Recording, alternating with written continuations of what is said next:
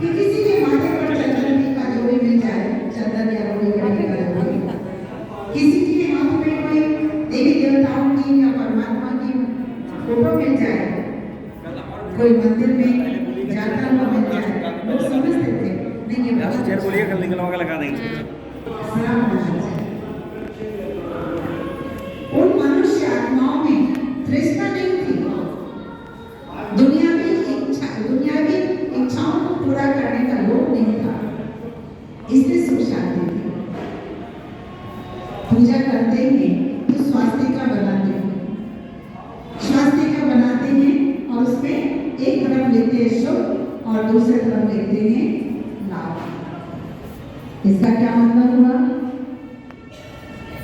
कि शुभ कर्म करेंगे तो लाभ मिलेगा, शुभ कर्म करेंगे तो लाभ मिलेगा।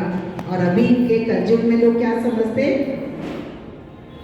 कैसे भी करके पैसा चाहिए, कैसे भी करके जमीन मकान चाहिए, साधन चाहिए, मान सम्मान चाहिए, शुभ हो या नहीं हो हमारा कर्म, लेकिन हमको चाहिए चाहिए चाहिए।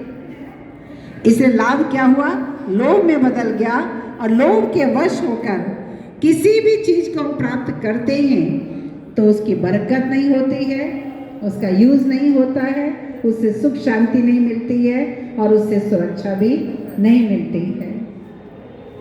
जिस नियत से जो चीज इकट्ठा की है वो उसी तरह से खर्च हो जाती है। लेकिन वो सतु प्रधान भक्ति के बाद जैसे जैसे हम नीचे आए तो हम सभी ने फिर देवताओं की भक्ति शुरू की, प्रकृति के तत्वों की भक्ति शुरू की, लेकिन फिर भी कर्म पर ध्यान देते थे। परंतु आज क्या करता है मनुष्य, दोष भगवान को देता है कि मेरे जीवन में ऐसा क्यों हुआ, ऐसी परिस्थिति क्यों आई, लेकिन क्या है अपने कर्मों पर ध्यान नहीं देता, दोष भक्तों का भी नहीं है, क्योंकि आत्मज्ञान नहीं है। मंदिर में दिया बहुत जलाए लेकिन अंतरात्मा में दिया नहीं जलाए, अंदर का अंधेरा फिर बाहर भी अंधेरा ही दिखाई पड़ता है। और इसलिए आज का भक्त, उसको कोई परवाह नहीं, भगवान कहीं भी है।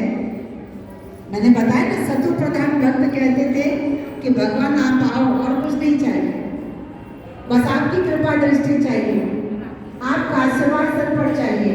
लेकिन अभी के भक्त कहेंगे मेरे को ये दे दो, वो दे दो, संसारिक सुख सुविधा दे दो,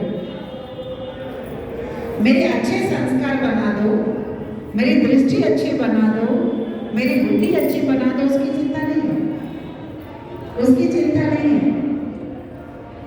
इसलिए आज का युग में पहले लोग समझते थे कि कोई गलत कर्म इसलिए करता है क्योंकि अभाव है।